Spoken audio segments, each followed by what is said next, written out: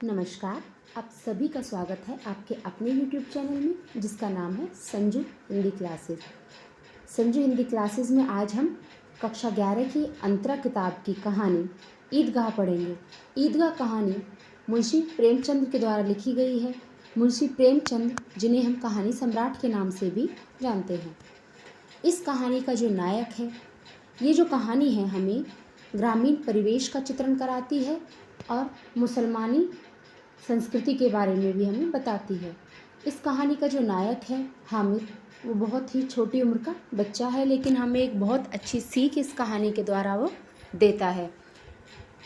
इस कहानी में हमें हामिद के द्वारा पता चलता है कि बच्चे अभावों के चलते और मुश्किलों के चलते कैसे छोटी उम्र में ही बड़े हो जाते हैं। तो चलिए कहानी शुरू करते हैं। रमज़ान के पूरे 30 रोज़ों के बाद आई है ईद। कितना मनोहर, कितना सुहावना प्रभात है। वृक्षों पर कुछ अजीब हरियाली है, खेतों में कुछ अजीब रौनक है, आसमान पर कुछ अजीब लालिमा है। आज का सूर्य देखो, कितना प्यारा, कितना शीतल है, मानो संसार को ईद की बधाई दे रहा है। गांव में कितनी हलचल है, ईदगाह जाने की तैयारियां हो रही हैं। किसी के कुर्ते में बटन नहीं है, पड़ोस के घर से सुई धागा लेने दौड़ा जा रहा है। किसी के जूते कड़े हो गए हैं, उनमें तेल डालने के लिए तेली के घर भाग जाता है। पहले जूतों में चमड़े के बनते थे और उनमें तेल डालकर उनको मुलायम किया जाता था। जल्दी जल्दी बैलों को सानी पानी दे दें, ईदगाह से लौटते लौटते दोपहर हो जाएगा। 3 कोस का पैदल रास्ता, फिर सैकड़ों आदमियों से मिलना भेंटना। दोपहर के पहले लौटना असंभव है। लड़के सबसे ज़्यादा प्रसन्न हैं। किसी ने 1 रोज़ा रखा है, वो भी दोपहर तक, किसी ने वो भी नहीं। लेकिन ईद जाने की खुशी उनके हिस्से की चीज़ है। रोज़े बड़े बूढ़ों के लिए होंगे, इनके लिए तो ईद है। रोज़ ईद का नाम रटते थे, आज वो आ गई। अब इतनी जल्दी पड़ी है कि लोग ईदगाह क्यों नहीं चलते। ईदगाह थी जो वो शहर में थी और लोग गांव में रहते थे, इसलिए बच्चों को था कि जल्दी हम शहर ईदगाह चले। इन्हीं गृहस्थी की चिंताओं से क्या प्रयोजन। सेवैयों के लिए दूध और शक्कर घर में है या नहीं, इनकी बला से ये तो सेवैयाँ खाएंगे। वो क्या जाने कि अब्बा जान क्यों बदहवास चौधरी कायम अली के घर दौड़े जा रहे हैं। उन्हें क्या खबर कि चौधरी आज आंखें बदल लें तो सारी ईद मुहर्रम हो जाए। उनकी अपनी जेबों में तो कुबेर का धन भरा हुआ है। बार बार जेब से अपना खजाना निकाल कर गिनते हैं और खुश होकर फिर रख लेते हैं। महमूद गिनता है 1 2 10 12। उसके पास 12 पैसे हैं। मोहसिन के पास 1 2 3 8 9 15 पैसे हैं। इन्हीं अनगिनती पैसों से वो अनगिनती चीज़ लाएंगे, खिलौने, मिठाइयाँ, बिगुल, गेंद और जाने क्या क्या। और सबसे ज़्यादा प्रसन्न है हमारा प्यारा हामिद, वो 4 साल का गरीब सूरत दुबला पतला लड़का, जिसका बाप गत वर्ष हैजे की भेंट हो गया और माँ न जाने क्यों पीली होती होती एक दिन मर गई। किसी को पता ही ना चला कि क्या बीमारी है। ये उस समय की बात है जो हमारे देश में अंग्रेज़ों का शासन था। उस समय मेडिकल की सुविधा ज़्यादा नहीं थी, तो लोगों को बीमारी का नहीं पता चल पाता था कि इन्हें कौन सी बीमारी है। इलाज तो दूर की बात है, और बीमारी का पता लगने से पहले ही वो स्वर्ग सिधार जाते थे। कहती तो कौन सुनने वाला था। दिल पर जो कुछ बीतती थी वो दिल में ही सहती थी, और जब ना सहा गया तो संसार से विदा हो गई। अब हामिद अपनी बूढ़ी दादी अमीना की गोद में सोता है और उतना ही प्रसन्न है उसके अब्बा जान रुपए कमाने गए हैं। बहुत सी थैलियाँ लेकर आएंगे। अम्मी जान अल्लाह मियाँ के घर उसके लिए बड़ी अच्छी अच्छी चीज़ें लाने गई है, इसीलिए हामिद प्रसन्न है। आशा तो बड़ी चीज़ है, और फिर बच्चों की आशा, उनकी कल्पना तो राई का पर्वत बना लेती है। हामिद के पाँव में जूते नहीं हैं, सिर पर एक पुरानी धुरानी टोपी है जिसका गोटा काला पड़ गया है। फिर भी वो खुश है। जब उसके अब्बा जान थैलियाँ और अम्मी जान नियामतें लेकर आएंगी, नियामतें मतलब गिफ्ट्स, तोहफे, नियामतें लेकर आएंगी, तो वह दिल के अरमान निकाल लेगा। तब देखेगा महमूद, मोहसिन, नूरे और सम्मी कहाँ से उतने पैसे निकालेंगे। अभागन अमीना अपनी कोठरी में बैठी रो रही है। आज ईद का दिन है और उसके घर में दाना नहीं। आज आबिद होता तो क्या इसी तरह ईद आती और चली जाती। इस अंधकार और निराशा में वो डूबी जा रही है। किसने बुलाया था इस निगोड़ी ईद को? वह इस घर में उसका काम नहीं, लेकिन हामिद, उसे किसी के मरने जीने से क्या मतलब? उसके अंदर प्रकाश है, बाहर आशा। विपत्ति अपना सारा दल बल लेकर आए, पर हामिद की आनंद भरी चितवन उसका विध्वंस कर देगी। हामिद भीतर जाकर दादी से कहता है, तुम डरना नहीं अम्मा, मैं सबसे पहले आऊँगा, बिल्कुल ना डरना। अमीना का दिल कचोट रहा है। गांव के बच्चे अपने अपने बाप के साथ जा रहे हैं। हामिद का बाप अमीना के सिवा और कौन है? उसे कैसे अकेले मेले में जाने दे? उस भीड़ भाड़ में बच्चा कहीं खो जाए तो क्या हो? नहीं अमीना, उसे यूं न जाने देगी। नन्ही सी जान 3 कोस कैसे चलेगा? पैर में छाले पड़ जाएंगे, जूते भी तो नहीं हैं। वो थोड़ी थोड़ी दूर उसे गोद में ले लेगी।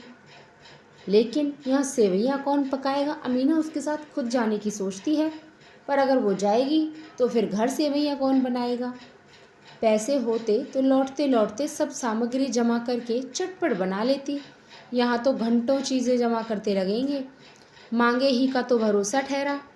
उस दिन फहीमन के कपड़े सिले थे, 8 आने पैसे मिले थे। उस अठन्नी को ईमान की तरह बचाती चली आती थी इसी ईद के लिए। लेकिन कल ग्वालिन सिर पर सवार हो गई तो क्या करती? हामिद के लिए कुछ नहीं है तो 2 पैसे का दूध तो चाहिए ना। अब तो कुल 2 आने पैसे बचे हैं, 3 हामिद की जेब में, 5 अमीना के बटवे में। यही तो बिसात है। और ईद का त्योहार, अल्लाह ही बेड़ा पार लगाए। धोबन, नाइन और मेहतारिन और चूड़ीहारिन सभी तो आएंगी। सभी को सेवैयाँ चाहिए। और थोड़ा किसी की आंखों में नहीं लगता। किस किस से मुंह चुराएगी? और मुंह क्यों चुराए? साल भर का त्योहार है, जिंदगी खैरियत से रहे। उनकी तकदीर भी तो उसी के साथ है। बच्चे को खुदा सलामत रखे, दिन भी कट जाएंगे। अमीना यहाँ खुद अपने आप को फिर तसल्ली भी देती है। गांव से मेला चला और बच्चों के साथ हामिद भी जा रहा था। कभी सबके सब दौड़कर आगे निकल जाते, फिर किसी पेड़ के नीचे खड़े होकर साथ वालों का इंतज़ार करते। ये क्या, ये लोग क्यों इतना धीरे धीरे चल रहे हैं? हामिद के पैरों में तो जैसे पर लग गए हैं। वह कभी थक सकता है? शहर का दामन आ गया। सड़क के दोनों ओर अमीरों के बगीचे हैं। पक्की 4 दीवारी बनी हुई है। पेड़ों में आम और लीचियाँ लगी हैं। कभी कभी कोई लड़का कंकड़ी उठाकर आम पर निशाना लगाता था। माली अंदर से गालियाँ देता हुआ निकलता है। लड़के वहाँ से 1 फरलांग पर हैं, खूब हंस रहे हैं। माली को कैसा उल्लू बनाया है। बड़ी बड़ी इमारतें आने लगी हैं। ये अदालत है, ये कॉलेज है, ये क्लब घर है। इतने बड़े बड़े कॉलेज में कितने लड़के पढ़ते होंगे?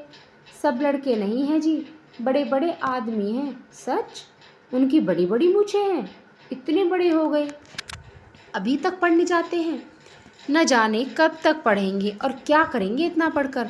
हामिद के मदरसे में 2-3 बड़े बड़े लड़के हैं, बिल्कुल 3 कौड़ी के, रोज़ मार खाते हैं, काम से जी चुराने वाले हैं। और इस जगह भी उसी तरह के लड़के होंगे, उसी तरह के लोग होंगे। क्लब घर में जादू होता है, सुना है यहाँ मुर्दे की खोपड़ियाँ दौड़ती हैं और बड़े बड़े तमाशे होते हैं, पर किसी को अंदर नहीं जाने देते। और यहाँ शाम को साहब लोग खेलते हैं, बड़े बड़े आदमी खेलते हैं, मूंछों दाढ़ी वाले, और मैमें भी खेलती हैं। सच, हमारी अम्मा को वह दे दो, क्या नाम है, बैट, तो उसे पकड़ ही ना सके, घुमाते ही लुढ़क जाएं। महमूद ने कहा, हमारी अम्मी जान का तो हाथ कांपने लगे। अल्लाह कसम। मोहसिन बोला, चलो मनो आटा पीस डालती हैं, ज़रा सा बैट पकड़ लेंगी तो हाथ कांपने लगेंगे। सैकड़ों घड़े पानी रोज़ निकालती हैं, 5 घड़े तो तेरी भैंस पी जाती है। और किसी मैम को 1 घड़ा पानी भरना पड़े तो आँखों तले अंधेरा आ जाए। महमूद, लेकिन दौड़ती तो नहीं, उछल कूद तो नहीं सकती। मोहसिन, हाँ उछल कूद नहीं सकती, लेकिन उस दिन मेरी गाय खुल गई थी और चौधरी के खेत में जा पड़ी थी तो अम्मा इतना तेज़ दौड़ी कि मैं उन्हें नहीं पा सका। सच। आगे चले। हलवाइयों की दुकानें शुरू हुई। आज खूब सजी हुई थी। इतनी मिठाइयाँ कौन खाता है? देखो ना, एक एक दुकान पर मनो होंगी। सुना है रात को जिन्नात आकर खरीद ले जाते हैं। अब्बा कहते थे कि आधी रात को एक आदमी हर दुकान पर जाता है और जितना माल बचा होता है वो तुलवा लेता है और सचमुच के रुपए देता है, बिल्कुल ऐसे ही रुपए। हामिद को यकीन नहीं आया। ऐसे रुपए जिन्नात को कहाँ से मिल जाएंगे? मोहसिन ने कहा, जिन्नात को रुपयों की क्या कमी, जिस खजाने में चाहें चले जाएं, लोहे के दरवाजे तक उन्हें नहीं रोक सकते जनाब। आप हैं किस फेर में? हीरे जवाहरात तक उनके पास रहते हैं, और जिससे खुश हो गए उसे टोकरों जवाहरात दे दिए। अभी यहीं बैठे हैं, 5 मिनट में कलकत्ता पहुंच जाएं। हामिद ने फिर पूछा, जिन्नात बहुत बड़े बड़े होते होंगे? मोहसिन, एक एक आसमान के बराबर होता है जी। ज़मीन पर खड़ा हो जाए तो उसका सिर आसमान पर जा लगे, मगर चाहे तो एक लोटे में घुस जाए। हामिद, लोग उन्हें कैसे खुश करते होंगे? कोई मुझे वो मंत्र बता दे तो एक जिन्न को मैं खुश कर लूँ। मोहसिन, अब यह तो मैं नहीं जानता, लेकिन चौधरी साहब के काबू में बहुत जिन्नात हैं। कोई चीज़ चोरी हो जाए, चौधरी साहब उसका पता लगा देंगे और चोर का नाम भी बता देंगे। जुमराती का बछवा उस दिन खो गया था। 3 दिन हैरान हुए, कहीं नहीं मिला। तब झक मारकर चौधरी के पास गए। चौधरी ने तुरंत बता दिया कि मवेशी खाने में है, और वहीं मिला। जिन्नात आकर उन्हें सारे जहान की खबरें दे जाते हैं। अब उसकी समझ में आ गया कि चौधरी के पास क्यों इतना धन है और क्यों उनका इतना सम्मान है। आगे चलें, ये पुलिस लाइन है, यहीं सब कांस्टेबल कवायद करते हैं। रैटन, फाइफो रात को बेचारे घूम घूम कर पहरा देते हैं, और नहीं चोरियां हो जाए। मोहसिन ने प्रतिवाद किया, यह कांस्टेबल पहरा देते हैं? तभी तुम बहुत जानते हो। अजी हजरत, यही चोरी कराते हैं। शहर के जितने चोर डाकू हैं सब इनसे मिले रहते हैं। रात को ये लोग चोरों से तो कहते हैं कि चोरी करो, और आप दूसरे मोहल्ले में जाकर जागते रहो यही पुकारते हैं। जब भी इन लोगों के पास इतने रुपए आते हैं। मेरे मामू एक थाने में कांस्टेबल है, 20 रुपया महीना पाते हैं, लेकिन 50 रुपये घर भेजते हैं।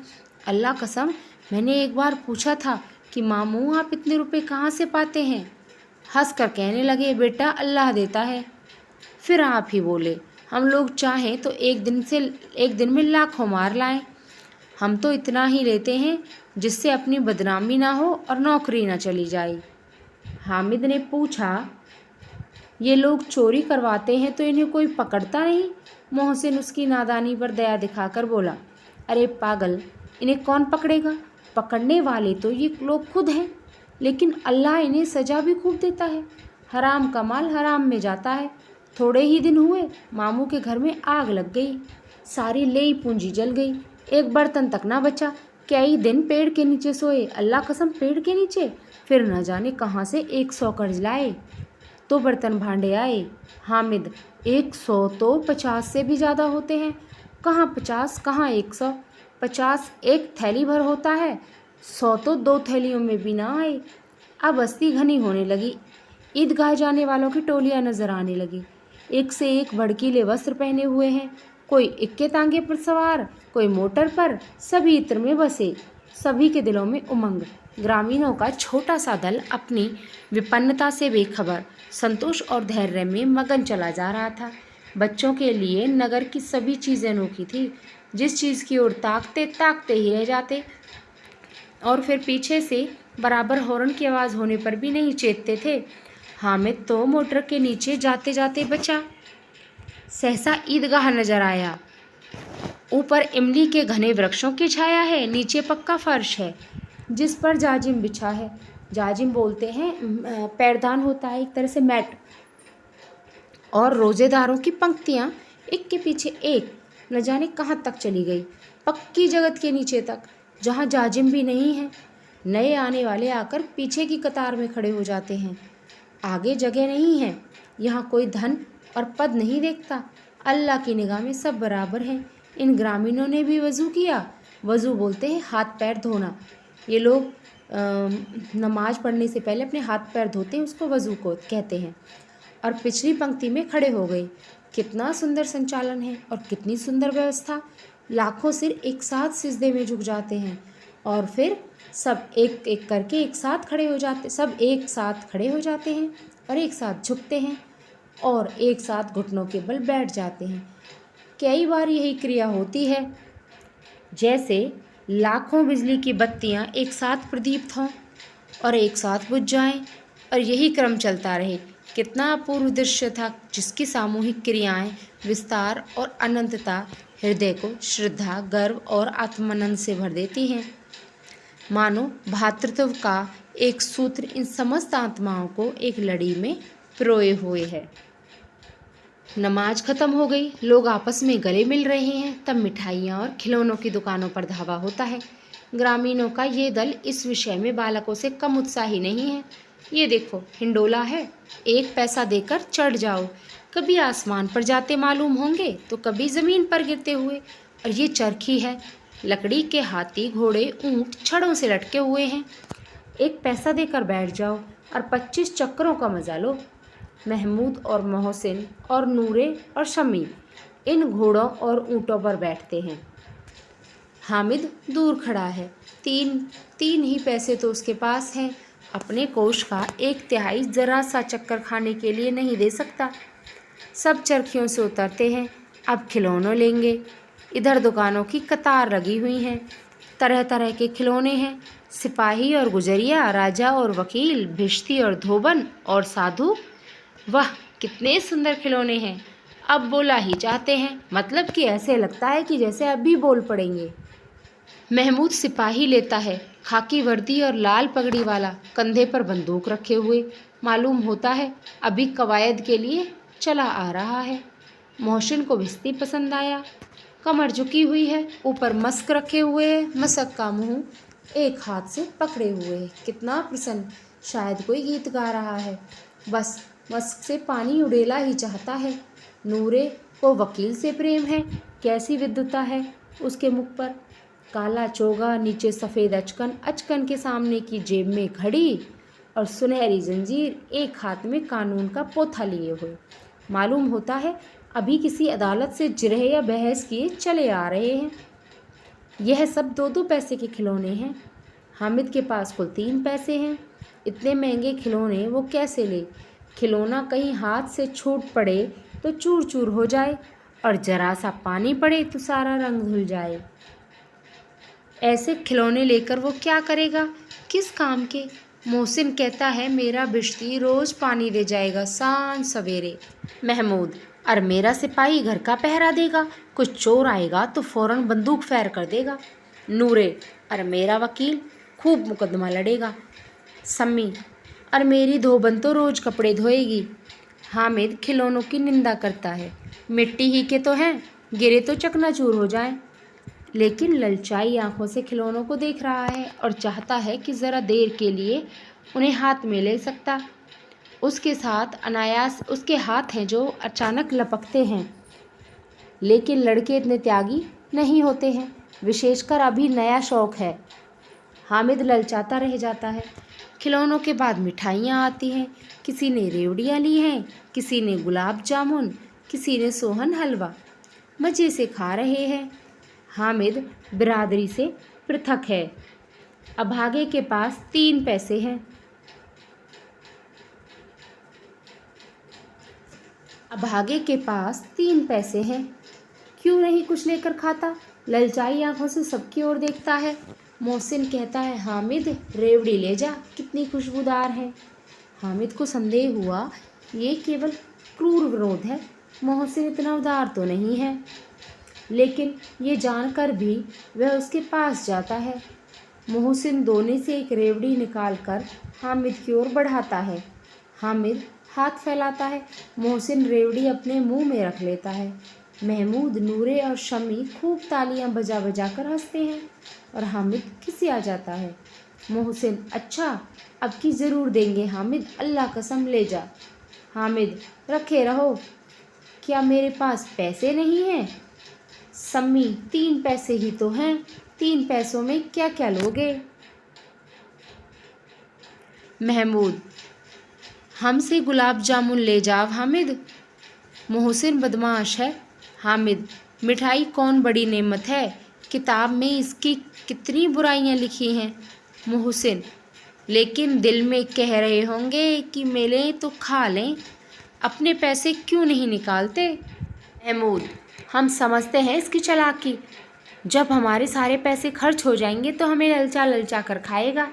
मिठाइयों के बाद कुछ दुकानें लोहे की चीज़ों की, कुछ गिल्ट और कुछ नकली गहनों की। लड़कों के लिए यहाँ कोई आकर्षण नहीं था, वो सब आगे बढ़ गए। हामिद लोहे की दुकान पर रुक जाता है। कई चिमटे रखे हुए थे। उसे ख्याल आया कि दादी के पास चिमटा नहीं है। तवे से रोटियां उतारती है तो हाथ जल जाता है। अगर वो चिमटा लेकर जाए और दादी को दे दे तो कितनी खुश होंगी, और फिर उनकी उंगलियां कभी नहीं जलेंगी। घर में एक काम की चीज़ भी हो जाएगी। खिलौनों से क्या फ़ायदा, व्यर्थ में पैसे खराब होते हैं। 84 ही तो देर की खुशी होती है।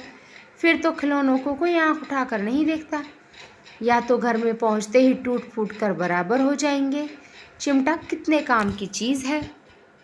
रोटियां तवे से उतार लो, चूल्हे में सेक लो। कोई आग मांगने आए तो चटपट चूल्हे से आग निकाल कर उसे दे दो।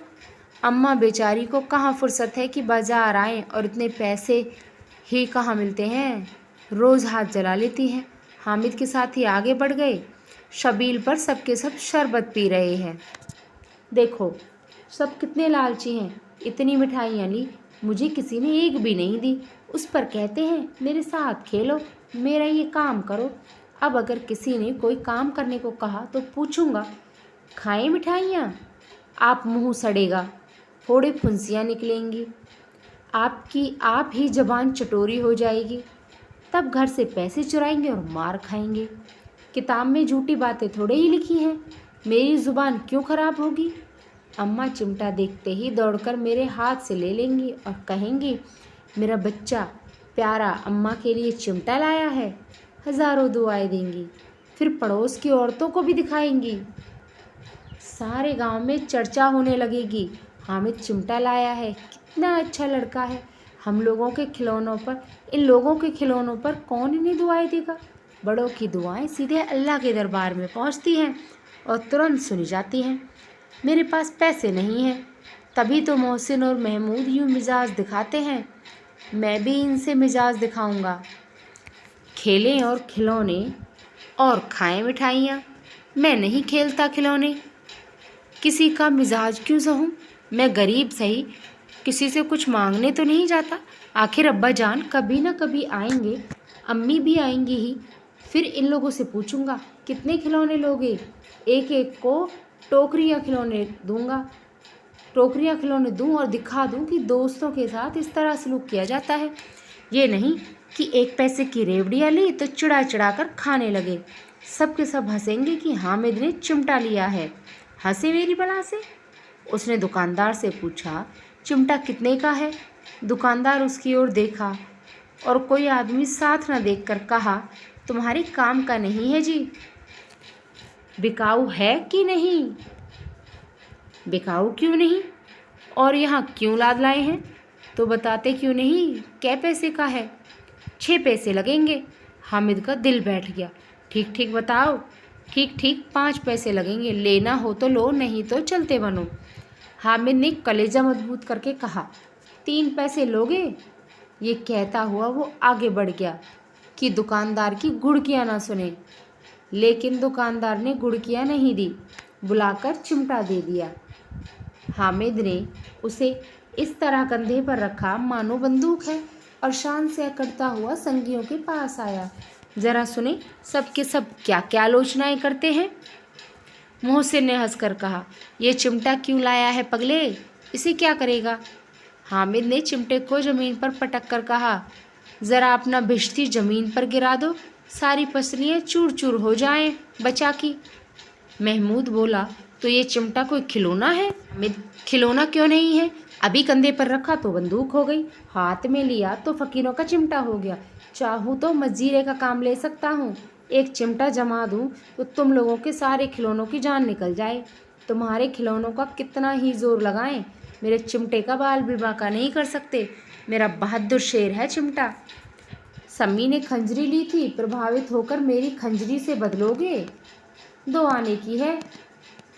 हामिद ने खंजरी की उपेक्षा से देखा, मेरा चिमटा चाहे तो तुम्हारी खंजरी का पेट फाड़ डाले। बस एक चमड़े की झिल्ली लगा दी, डब डब बोलने लगी, और ज़रा सा पानी लग जाए तो ख़त्म हो जाए। मेरा बहादुर चिमटा आग में, पानी में, आंधी में, तूफान में बराबर डटा खड़ा रहेगा। चिमटे ने सभी को मोहित कर लिया, लेकिन अब पैसे किसके पास धरे हैं? फिर मेले से दूर निकल आए हैं। 9 कब के बज गए, धूप तेज हो रही है, घर पहुंचने की जल्दी हो रही है। बाप से जिद भी करे तो चिमटा नहीं मिल सकता। हामिद है बड़ा चालाक, इसलिए बदमाश ने अपने पैसे बचा रखे थे। अब बच्चों के 2 दल हो गए, मोहसिन, महमूद, सम्मी और नूरे एक तरफ, हामिद अकेला दूसरी तरफ। शास्त्रार्थ हो रहा था कि सम्मी तो विधर्मी हो गया, दूसरे पक्ष से जा मिला, लेकिन मोहसिन, महमूद और नूरे भी हामिद से 1-1, 2-2 साल बड़े होने पर भी हामिद के आघातों से आतंकित थे। उसके पास न्याय का बल है और नीति की शक्ति। एक और मिट्टी है, दूसरी ओर लोहा, जो इस वक्त अपने को फौलाद कह रहा है। वह अजय है और घातक है। अगर कोई शेर आ जाए तो मियाँ भिश्ती के छक्के छूट जाएं, मियाँ सिपाही मिट्टी की बंदूक छोड़कर भागें और वकील साहब की नानी मर जाए, छोगे में मुंह छुपाकर ज़मीन पर लेट जाए। मगर ये चिमटा, ये बहादुर, ये रुस्तमे हिंद लपक कर शेर की गर्दन पर सवार हो जाएगा और उसकी आंखें निकाल लेगा। मोहसिन ने एड़ी चोटी का जोर लगाकर कहा, अच्छा पानी तो नहीं भर सकता? हामिद ने चिमटे को सीधा खड़ा करके कहा कि भिश्ती को एक डांट बताएगा तो दौड़ा हुआ पानी लाकर उसके द्वार पर छिड़कने लगेगा। मोहसिन परास्त हो गया, पर महमूद ने कुमुक पहुंचाई, अगर बच्चा पकड़ जाएं तो अदालत में बंधे बंधे फिरेंगे, तब तो वकील साहब के पैरों में पड़ेंगे। हामिद इस प्रबल तर्क का जवाब नहीं दे सका। उसने पूछा, हमें पकड़ने कौन आएगा? नूरे ने कड़कर कहा, ये सिपाही बंदूक वाला। हामिद ने मुंह चढ़ाकर कहा, ये बेचारे हम बहादुर रुस्तमे हिंद को पकड़ेंगे? अच्छा लाओ, अभी जरा कुश्ती हो जाए, इसकी सूरत देखकर दूर से भागेंगे, पकड़ेंगे क्या बेचारे। मोहसिन को एक नई चोट सूझ गई। तुम्हारे चिमटे का मुंह रोज आग में जलेगा। उसने समझा था कि हामिद लाजवाब हो जाएगा, लेकिन ये बात नहीं हुई। हामिद ने तो तुरंत जवाब दिया, आग में बहादुर ही कूदते हैं जनाब। तुम्हारे ये वकील, सिपाही, भिश्ती लेडियों की तरह घर में घुस जाएंगे। आग में कूदना वो काम है जो ये रुस्तमे हिंद ही कर सकता है। महमूद ने एक जोर लगाया, वकील साहब कुर्सी मेज़ पर बैठेंगे, तुम्हारा चिमटा तो बावर्ची खाने में ज़मीन पर पड़ा रहेगा। इस तर्क ने सम्मी और नूरे को सजीव कर दिया। कितने ठिकाने की बात कही है पट्टे ने। चिमटा बावर्ची खाने में पड़ा रहने के सिवा और कर क्या सकता है? हामिद को कोई फड़कता हुआ जवाब नहीं सूझा तो उसने धांधली शुरू कर दी, मेरा चिमटा बावर्ची खाने में नहीं रहेगा। वकील साहब कुर्सी पर बैठेंगे तो जाकर उन्हें ज़मीन पर पटक देगा और उनका कानून उनके पेट में डाल देगा। बात कुछ नहीं बनी, खासी गलोच थी, लेकिन कानून को पेट में डालने वाली बात छा गई। ऐसे छा गई कि तीनों सूरमा मुंह ताकते रह गए, मानो कोई धेलचा कनकौआ किसी गंडे वाले कनकौए को काट गया हो। कानून मुंह से बाहर निकलने वाली चीज़ है, उसको पेट के अंदर डाल दिया। बेतुकी सी बात होने पर भी कुछ नयापन रखती है। हामिद ने मैदान मार लिया। उसका चिमटा रुस्तमे हिंद है। अब इसमें मोहसिन, नूरे, महमूद, सम्मी किसी को भी आपत्ति नहीं हो सकती। विजेता को हारने वाले से जो सत्कार मिलना स्वाभाविक है, वो हामिद को भी मिला। औरों ने 3-3, 4-4 आने पैसे खर्च किए, पर कोई काम की चीज़ नहीं ली। हामिद ने 3 पैसे में ही रंग जमा लिया। सच ही तो है, खिलौनों का क्या भरोसा, टूट फूट जाएंगे। हामिद का चिमटा तो बना रहेगा बरसों। संधि की शर्तें तय होने लगी। मोहसिन ने कहा, ज़रा अपना चिमटा दो, हम भी देखें। तुम हमारा भिश्ती लेकर देखो। महमूद और नूरे ने भी अपने अपने खिलौने पेश किए। हामिद को इन शर्तों को मानने में कोई आपत्ति नहीं थी।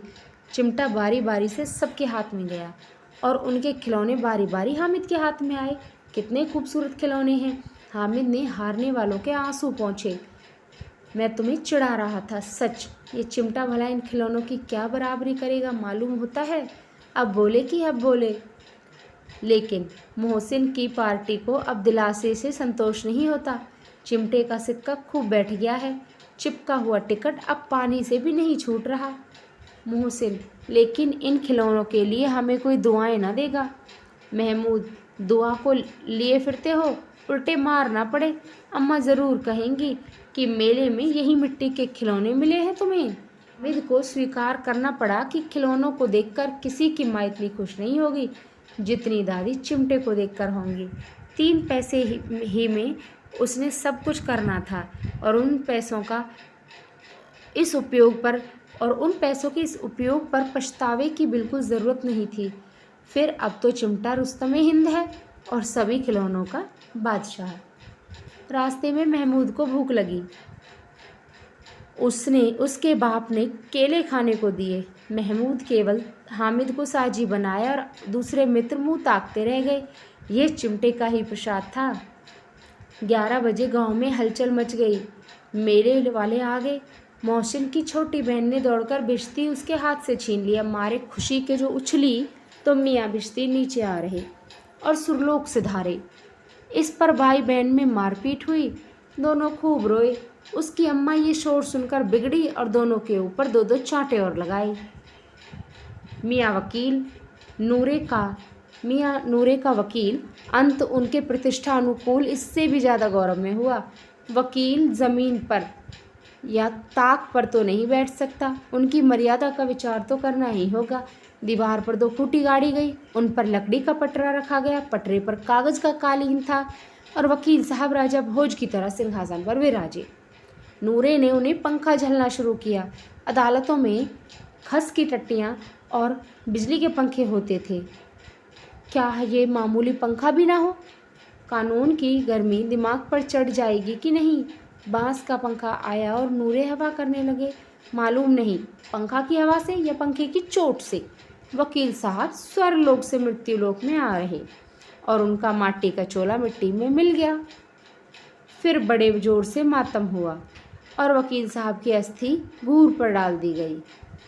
अब रहा महमूद का सिपाही। उसे चटपट गांव का पहरा देने का चार्ज मिल गया था, लेकिन पुलिस का सिपाही कोई साधारण व्यक्ति तो नहीं जो अपने पैरों चले। वो पालकी पर चलेगा। टोकरी आई, उसमें कुछ लाल रंग के फटे पुराने चिथड़े बिछाए गए जिसमें सिपाही साहब आराम से लेटे। नूरे को ये टोकरी उठाई और अपने द्वार का चक्कर लगाने लगे। उसके दोनों छोटे भाई सिपाही की तरफ से छोने वाले जागते लहो पुकारते चलते हैं, मगर रात को अंधेरी होनी चाहिए। महमूद को ठोकर लग जाती है। टोकरी उसके हाथ से छूटकर गिर पड़ती है और मियाँ सिपाही बंदूक लिए ज़मीन पर आते हैं और उनकी टांग में विकार आ जाता है। महमूद को आज मालूम पड़ा कि वो एक डॉक्टर भी है। उसको मरहम मिल गया जिससे वो टूटी टांग को आनन फानन जोड़ सकता है। केवल गूलर का दूध चाहिए। गूलर का दूध आता है, टांग जोड़ दी जाती है, लेकिन सिपाही जैसे ही खड़ा किया जाता है टांग जवाब दे जाती है। शल्य क्रिया असफल हुई, तब उसकी दूसरी टांग भी तोड़ दी जाती है। अब कम से कम एक जगह आराम से तो बैठ सकता है, एक टांग से तो चल भी नहीं सकता, न बैठ सकता है। अब वो सिपाही सन्यासी हो गया, अपनी जगह पर बैठा बैठा पहरा देता है। कभी कभी देवता भी बन जाता है और उसके सिर पर झालरदार सापा खुरच दिया गया। अब उसका जितना रूपांतर चाहो हम कर सकते हैं। कभी कभी तो उसके बाट का काम भी लिया जाता है। अब मियाँ हामिद का हाल सुनिए। अमीना उसकी आवाज़ सुनते ही दौड़ी, उसे गोद में उठाकर प्यार करने लगी। सहसा उसके हाथ में चिमटा देखकर चौंकी। ये चिमटा कहाँ था? मैंने मोल लिया। क्या पैसे में? 3 पैसे दिए। अमीना ने छाती पीट ली। ये कैसा बेवकूफ़ लड़का है। दोपहर हुआ, कुछ खाया न पिया, लाया क्या? चिमटा। सारे मेले में तुझे कोई और चीज़ नहीं मिली जो लोहे का चिमटा उठा लाया? हामिद ने अपराधी भाव से कहा, तुम्हारी उंगलियां तवे से जल जाती थी ना, इसलिए मैंने उसे लिया। बुढ़िया का क्रोध तुरंत स्नेह में बदल गया, और स्नेह भी वो नहीं जो प्रगल्भ होता है और सारी कसक शब्दों में बिखेर देता है। ये मूक स्नेह था, खूब ठोस, रस और स्वाद से भरा हुआ। बच्चे में कितना त्याग, कितना सद्भाव और कितना विवेक है। दूसरों को खिलौने लेते और मिठाई खाते देखकर इसका मन कितना ललचाया होगा। कितना जब्त इससे हुआ कैसे। वहाँ भी इससे अपनी बुढ़िया दादी की याद बनी रही। अमीना का मन गदगद हो गया। और अब एक बड़ी विचित्र सी बात हुई। हामिद के इस चिमटे से भी विचित्र। बच्चे हामिद ने बूढ़े हामिद का पार्ट खेला था और बुढ़िया अमीना बालिका अमीना बन गई। वो रोने लगी, दामन फैलाकर हामिद को दुआएं देती जाती थी और आंसू की बड़ी बड़ी बूंदें गिराती जाती थी। हामिद इसका रहस्य क्या समझता? मतलब कि जो हामिद था उसने बूढ़े हामिद का पार्ट किया। कैसे? कि उसने बड़े आदमी की तरह समझदारी दिखाकर अपनी दादी के लिए चिमटा खरीदा, काम की चीज़ खरीदी। और बुढ़िया अमीना जैसे छोटे बच्चे रोते हैं, वो हामिद की इस बात पर रोने लगी और छोटी अमीना का रोल निभाया उसने। और हामिद बेचारा दादी के रहस्य को समझ ही नहीं पाता कि दादी रो रही है तो मेरे चिमटे लाने पर वो खुश हैं या दुखी होकर रो रही हैं। आशा करती हूँ तो आपको कहानी पसंद आई होगी। अगर आपके कुछ सवाल हैं या आपको किसी चीज़ का कोई प्रश्न पूछना है तो आप कमेंट में कमेंट कर सकते हैं। आपको आपके प्रश्नों के जवाब ज़रूर दिए जाएंगे। तब तक के लिए गुड बाय, नमस्ते। लेकिन जाने से पहले आपसे फिर एक बात कहूँगी, चैनल को सब्सक्राइब कर दीजिएगा और शेयर कर दीजिएगा और बेल का नोटिफिकेशन ऑन कर दिए ताकि हमारी अगली आने वाली वीडियो का आपको पता चले। तो आगे अगले अध्याय में मिलते हैं। धन्यवाद।